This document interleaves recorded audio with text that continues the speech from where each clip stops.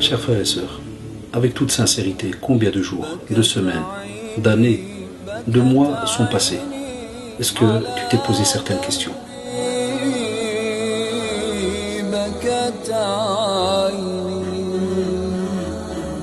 Combien d'erreurs ont été commises? Combien de péchés? T'es-tu posé la question, est-ce que tu te rappelles de ce que tu as fait durant toute cette période? Sais-tu aussi que les anges ont noté cela, qu'Allah subhanahu wa ta'ala t'a vu? Dans quel état es-tu?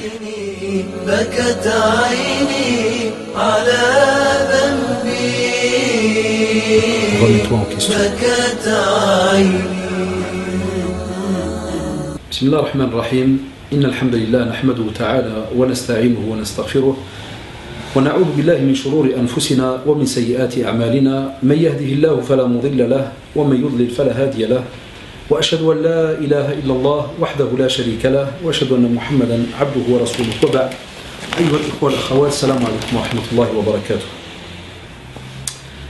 Pour la rencontre d'aujourd'hui, Inch'Allah, on va essayer donc de résumer un petit peu ce qu'on pourrait appeler donc notre comportement vis-à-vis donc du prophète sallallahu alayhi wa sallam. Il est étonnant de voir que beaucoup d'entre nous, lorsqu'on leur pose la question, aimes-tu le prophète sallallahu alayhi wa sallam? Wallahi, c'est incroyable. Il n'y a pas un musulman qui te dira je n'aime pas le prophète sallallahu alayhi wa sallam. Mais on ne va jamais se poser la question, quelle est vraiment ta manière de fonctionner, d'être, pour prouver que tu aimes le prophète sallallahu alayhi wa sallam. Parce que comme vous le savez, il ne suffit pas tout simplement de dire j'aime le prophète sallallahu alayhi wa sallam et puis ça s'arrête là, loin de là. On est censé donc voir certaines donc bienséances qui vont donc nous montrer que tu es de ceux justement qui montrent qu'ils aiment donc le prophète sallallahu alayhi wa sallam. Premier point très très important, c'est le fait de ne pas faire donc justement prévaloir nos propos sur ceux du prophète sallallahu alayhi wa sallam. Mais je vais prendre un peu les points que l'on retrouve aujourd'hui par expérience très présents dans notre communauté. Et c'est pour ça qu'Allah subhanahu wa ta'ala nous dit Ya ayyuhalladhina amanu la tuqaddimu bayna yaday Allahi wa rasulih. C'est très très important. Wattaqullah inna Allaha sami'un alim. C'est-à-dire, il faut que lorsqu'Allah subhanahu wa ta'ala, vous devez le garder en tête, lorsqu'il vous dit Ya ayyuhalladhina amanu, on appelle donc les croyants, ces personnes donc qui sont arrivées à un certain niveau de foi, de croyance, de pratique. Ils ont une relation très privilégiée envers Allah subhanahu wa ta'ala et avec Allah subhanahu wa ta'ala. Et à chaque fois, on savait, les compagnons d'Allah le disaient que dès qu'ils entendaient justement Ya ayyuhalladhina amanu, ils savent qu'il va être demandé de faire quelque chose ou bien de ne pas faire quelque chose. C'est très très important. Aujourd'hui, même si on entend Ya ayyuhalladhina amanu, même si on entend dans le Coran, on ne connaît pas la langue en général et on ne sait même pas ce que Allah subhanahu wa ta'ala attend donc de nous. Et ici on te dit justement ne fais pas et ne devance pas avec tes propos ceux de Allah subhanahu wa ta'ala et de son messager. Et revenez justement à Surat al-Hujurat qui est une sourate mashallah qui est remplie donc justement de comportements, de morale, de leçons pour comment donc fonctionner vis-à-vis d'Allah subhanahu wa ta'ala et de son prophète Muhammad sallallahu alayhi wa sallam, spécialement vis-à-vis du prophète Muhammad sallallahu alayhi wa sallam. Et c'est pour cela que dans cette sourate même vous retrouvez Allah subhanahu wa ta'ala qui dit Ya ayyuhalladhina amanu la tarfa'u aswatakum fawqa sawti an-nabi wa la tajharu lahu bil qawli ka jahri ba'dikum li ba'd. Imaginez-vous subhanallah, pour le point 1 que j'ai cité et le deuxième point, certaines personnes vont devancer, c'est-à-dire que devancer, il y a des personnes, tu lui dis par exemple le prophète ça m'a dit oui mais je pense que, tu n'as pas demandé de penser frère ou bien sœur, tu peux penser dans certains moments bien précis ou par exemple je te dirais tiens qu'est-ce que tu penses de telle situation ou autre, ou bien toi-même tu penses pour ta situation dans ta tête pour ceci, pour cela, mais dès que je te dis qala Allah subhanahu wa ta'ala fais telle et telle chose, tu ne peux pas me dire non mais je crois que, je pense que et je. Ça c'est un travail que tu dois laisser aux savants. Pourquoi? Parce qu'ils ont d'autres textes en main et ils sont là, ils réfléchissent, ils voient et ils peuvent alors à ce moment-là, si jamais ils ont entendu, comme on le voit dans les textes coraniques, que Allah subhanahu wa ta'ala a interpellé ceux qui ont cru, et bien à ce moment-là on peut avoir peur, on se dit tiens moi je n'ose pas savoir, je n'ose pas, je ne sais pas qu'est-ce qu'il y a vraiment derrière cette demande et autres. Et là on va voir les savants, ils peuvent nous dire voilà, nous d'après les textes on pense que pour cette situation-là, voilà ce qu'il faut. Non, il y a des personnes qui devancent, subhanallah, hein, dans la discussion, tu dis le prophète ça m'a dit, il lui dit non mais je crois que, je pense que. On ne peut pas. Et la même chose lorsque l'on dit de ne pas élever la voix sur celle du prophète sallallahu alayhi wa sallam, vous pourrez me dire mais il est mort sallallahu alayhi wa sallam, il n'est pas parmi nous. Eh bien cela arrive quand des fois des personnes subhanallah pendant qu'il y a un dars, élève la voix, parle, rigole. Il y a des personnes, subhanallah, tu dis Muhammad sallallahu alayhi wa sallam, ils ne répètent pas sallallahu alayhi wa sallam, ils sont en train de crier, ils parlent de n'importe quoi. Donc on a un tas de comportements des fois où on ne se remet pas en question. Et c'est le but justement donc de notre rencontre, c'est de se remettre en question et de se poser justement certaines questions très très importantes vis-à-vis du prophète sallallahu alayhi wa sallam. Aussi, ne pas faire en sorte que lorsque l'on entend que tel acte, subhanallah, a été fait par le prophète sallallahu alayhi wa sallam, et qu'il nous est demandé de le mettre en pratique. Comment se fait-il qu'on a encore aujourd'hui des personnes qui, subhanallah, c'est étonnant ce que je veux dire, mais qui nous disent encore, et c'est obligé de le faire. Vous entendez souvent ça, et c'est obligé. Chers frères et chères sœurs, si jamais tu entends quelqu'un te dire, c'est un exemple, hein, si le prophète sallallahu alayhi wa sallam était en face de toi et t'aurait dit, prends ce verre, wallahi, qu'on soit sincère, est-ce qu'on lui aurait dit, est-ce que c'est obligé?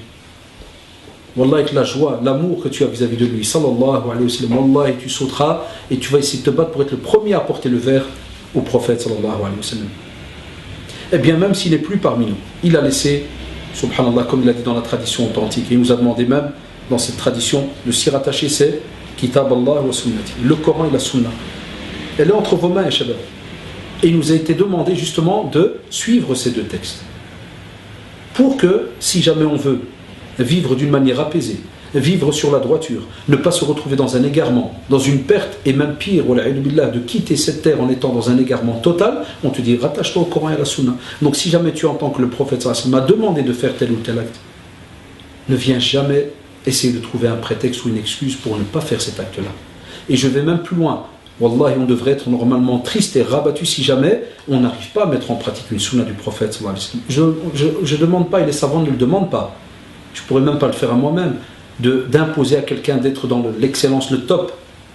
Non, on ne pourrait pas. C'est très très difficile. Lakin ce qui est bien, là on peut, c'est d'invoquer Allah subhanallah pour qu'il nous donne justement cette force pour être tout le temps au bon niveau.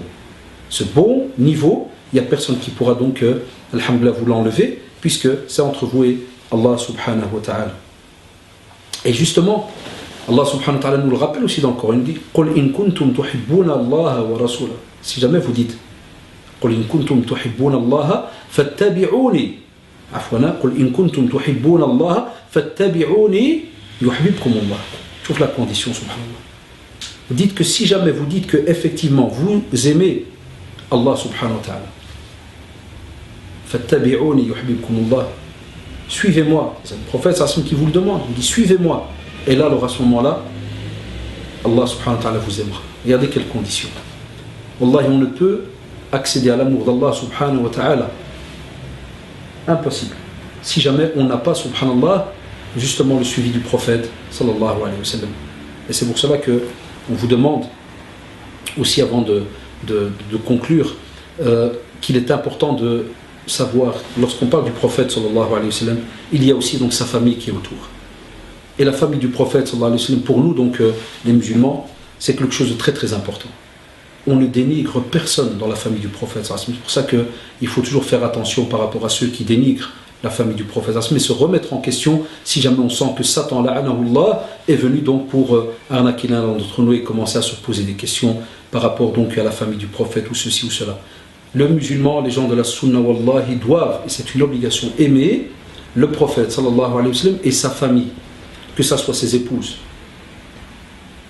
que ce soit ses enfants, ses petits-enfants, toute sa famille sallallahu alayhi wa sallam, donc mort, comme vous le savez, musulman, et vécu musulman. À ce moment-là, subhanallah, on vous dit que apprenez justement à vous renseigner sur leur vie. Beaucoup de jeunes aujourd'hui, wallahi, ne sont pas au courant de la vie justement de la famille du prophète sallallahu alayhi wa sallam. Vous me direz des fois même de leur famille, ils ne savent pas combien de jeunes, des fois tu leur demandes quel est le nom de ton grand-père, il ne sait pas, il dit c'est grand-père. Alors vas-y, continue à l'appeler grand-père. Je crois que c'est comme ça que c'est écrit dans sa carte d'identité. Nom grand-père, prénom quoi? Jdo, comment tu vas faire? Alors imaginez-vous, wallah, c'est une réalité, on ne connaît même pas le nom ou le prénom de nos grands-parents. Que penser, subhanallah, de nos mères à tous, les épouses du prophète sallallahu alayhi wa sallam? Que penser de leurs enfants? Ce sont nos frères à nous, subhanallah, les compagnons.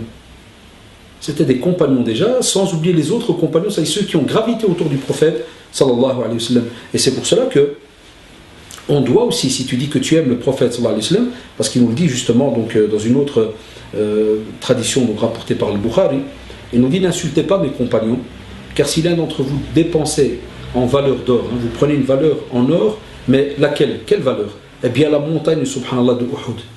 Tu prends cette montagne de Uhud, très connue chez nous en islam, et tu prends son poids et tu le donnes, subhanallah, en or. Wallah, et tu n'atteindrais pas la valeur de ce que les compagnons ont dépensé pour Allah, subhanahu wa ta'ala, et son prophète, et comme il le dit, sallallahu alayhi wa sallam, ni même pas la moitié. Ni même pas la moitié, on n'y arriverait pas. Alors que, subhanallah, on doit être honnête, lorsqu'on fait cette muraja'a, subhanallah, lorsqu'on se ressaisit un peu et on se repose des questions, où est-ce qu'on en est par rapport à la connaissance vis-à-vis de la vie du prophète, vis-à-vis de la vie des femmes du prophète, nos mères et vos mères à tous, où est-ce qu'on est par rapport à la vie de leurs enfants, la vie des compagnons, et après ceux qui ont suivi les compagnons, et qui sont même pour nous les héritiers des prophètes, les savants. Il y a plein de choses qu'on a délaissées, et qui nous montrent qu'on dit que l'on aime le prophète sallallahu alayhi wa sallam, mais il est important donc de revenir vis-à-vis donc de ces enseignements, et j'espère Inch'Allah qu'on aura l'occasion donc de Inch'Allah se revoir pour la prochaine donc, rencontre. Subhanakallah wa bihamdik, nashhadu an la ilaha illa anta astaghfiruka wa natubu ilayk, subhana rabbika rabbil izzati amma yasifun, wa salamun ala al mursalin, walhamdulillahi rabbil alamin, wassalamu alaykum wa rahmatullahi wa barakatuh.